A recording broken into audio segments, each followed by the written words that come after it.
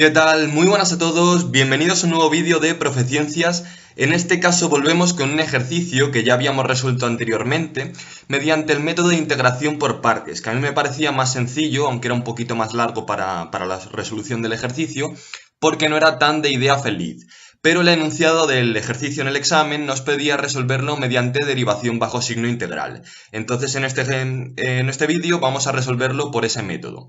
Os recuerdo que lo que teníamos que hacer era calcular esta integral, la integral de esta función respecto de un parámetro natural n, y demostrar que era igual a esta expresión que tenemos aquí. Lo vamos a hacer, como ya he dicho, mediante derivación bajo signo integral, y teníamos en el apartado anterior del ejercicio demostrada esta igualdad de aquí, que vamos a utilizarla para demostrar la segunda parte. De hecho, se espera que se haga eso. Entonces vamos a utilizar lo siguiente. Vamos a poner la función que nosotros queremos integrar en función de un parámetro t que teníamos en lo que teníamos anteriormente demostrado, y vamos a utilizar derivación bajo signo integral respecto de ese parámetro. Esto es lo que digo que es un poco de idea feliz, que se te ocurra ponerlo de esa manera. La integración por partes, aunque era un poco más larga y había que ver cuántas iteraciones había que hacer y ajustarlo, es más simple porque se ve claramente que se va reduciendo el grado de la x y te llevas esta función a la que tenías demostrada anteriormente, de manera que sale inmediato que hay que utilizar ese método y que por ese método sale. Entonces vamos a poner esta integral en función de un cierto parámetro t, y lo que luego haremos será poner que ese t es igual a 1, porque vamos a poner un t aquí en el exponente, para el caso concreto en que nosotros queremos calcularla. Entonces vamos a calcular la integral entre 0 e infinito de x elevado a 2n por e elevado a menos tx cuadrado diferencial de x. Y entonces ahora es cuando tenemos que intentar expresar esta función de aquí dentro como una derivada, y mediante el método de derivación bajo signo integral podremos sacar la derivada fuera de la integral, dejándola en función de la integral que nosotros sabemos resolver. ¿Cómo vamos a hacer esto? Bueno, lo primero que vamos a hacer es ver qué pasa si aislamos la e. Si nosotros aislamos la e y la vamos derivando en función del parámetro t, nos va apareciendo lo que multiplica la t en el exponente, es decir, un menos x cuadrado cada vez que derivemos, porque la e cumple que la derivada es ella misma, y lo único es lo que multiplica el exponente, lo que irá apareciendo multiplicando a esta función. Claro, nosotros tenemos aparte a la e multiplicada por un x elevado a un grado par, porque es un 2n, siendo n un número natural. Entonces, si cada vez que nosotros la derivemos vamos a multiplicarla por x elevado a 2, cuando la derivemos n veces, la acabaremos multiplicando por x elevado a 2n. ¿Qué ocurre? Que también aquí hay un signo menos que tendremos que ir ajustando. Cuando nosotros la derivemos una primera vez, si nosotros hacemos la derivada de e elevado a menos t x cuadrado, la derivada de esto respecto del parámetro t es e elevado a menos tx cuadrado por menos x cuadrado. Cuando la derivemos una segunda vez, voy ahora a obviar la notación y voy a poner directamente la derivada. Esta sería la segunda derivada de esta función. Tenemos exactamente lo mismo, e elevado a menos tx cuadrado por menos x cuadrado por menos x cuadrado, es decir, por x cuarta. Cuando la derivemos una tercera vez, tendremos e elevado a menos tx cuadrado por x cuarta por menos x cuadrado, es decir, por menos x a la 6.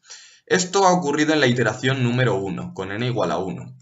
Esto es lo que ha ocurrido en la iteración 2, con n igual a 2. Y esto es lo que ha ocurrido en la iteración 3. Si nos damos cuenta, en las iteraciones impares va a quedar un signo negativo que tendremos que ajustar.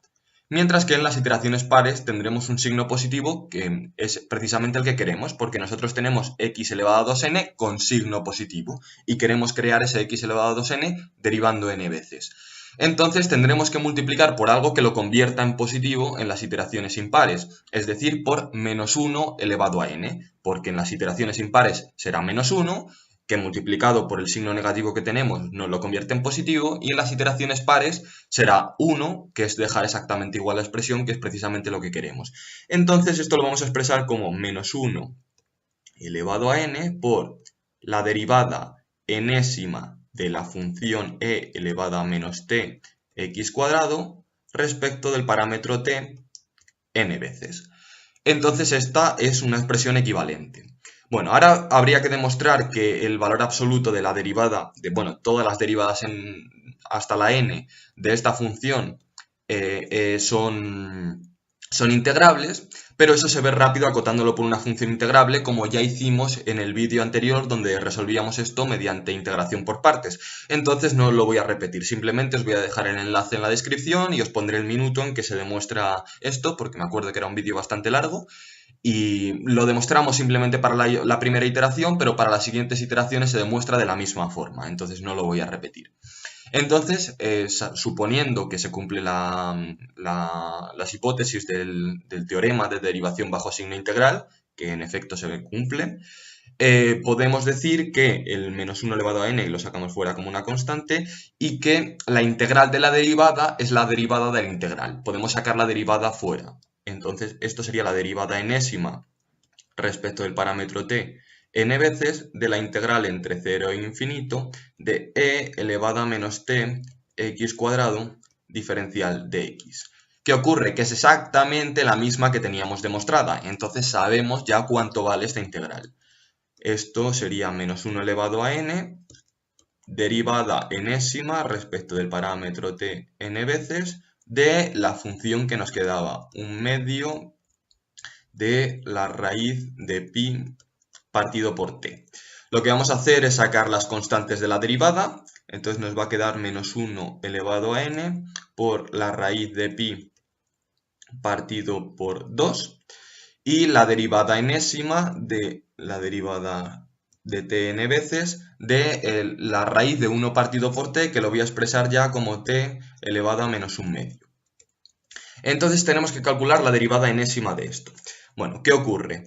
Cuando nosotros derivemos una primera vez, va a quedar el menos 1/2 multiplicando y vamos a reducir en 1 el grado del exponente. Entonces la primera derivada va a ser menos 1/2 de t elevado a menos 3/2. Esta sería la primera derivada. Vamos a seguir. La segunda derivada sería menos 1/2 que teníamos ya por el menos 3/2.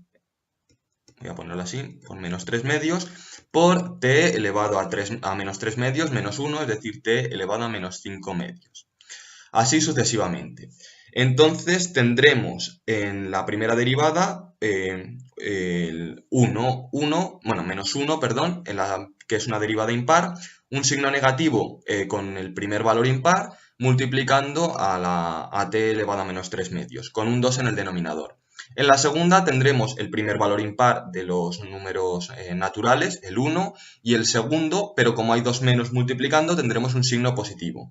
En la tercera volveremos a tener un signo negativo. Ocurre exactamente lo mismo que antes. En las derivadas impares tendremos signo negativo y en las pares tendremos signo positivo. ¿Qué ocurre? Que yo tengo un menos 1 elevado a n multiplicando, que en n impar me lo hará negativo y entonces el negativo que tengo en la derivada me lo convertirá en positivo, y en n par lo que yo tengo positivo en la derivada me lo dejará como positivo. Entonces directamente puedo saber que ese menos 1 elevado a n se va a ir si yo todas las cosas que estoy poniendo con signos las pongo todas positivas.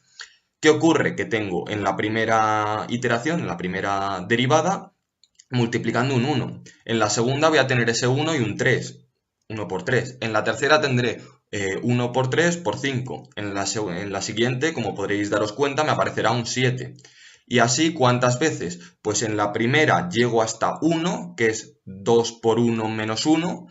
En la segunda llego hasta 3, que es 2 por 2 menos 1. Siendo 2 el n en el que estamos, y como os daréis cuenta, en la tercera, por ejemplo, llego a 5, que es 2 por 3, 6, menos 1. En cada una estoy haciendo 2n menos 1. Entonces llego hasta 2n menos 1 porque hago n iteraciones. En cada una de ellas me va apareciendo un 2 en el denominador. Aquí aparece un 2, en la siguiente el 2 que ya tenía y otro 2, en la tercera lo mismo. Entonces, como lo voy a hacer n veces, van a aparecer n doses en el denominador multiplicando. Entonces tendré 2 elevado a n. Y finalmente me quedaría la constante que tenía fuera, que era pi partido por 2. Entonces ya simplemente pues junto el 2 del denominador con el 2 elevado a n y tendría que esto es 1 por 3 por 5 por 7, así sucesivamente hasta 2n menos 1 por la raíz de pi partido por 2 elevado a n más 1. que es precisamente la expresión a la que teníamos que llegar. Entonces, aunque es un método quizá más corto y un poco más simple, tiene su idea feliz, que es expresar la función como una derivada, no es algo que me resulte trivial, y darse cuenta también hay que ajustar signos, entonces tampoco hay mucha ventaja respecto a resolver esto mediante integración por partes, que quizá es algo más claro. Bueno, pues muchas gracias. Podéis suscribiros al canal si os ha gustado el vídeo, like también si os ha gustado. Subiré más vídeos de este tema, de cálculo integral. Un abrazo y hasta la próxima.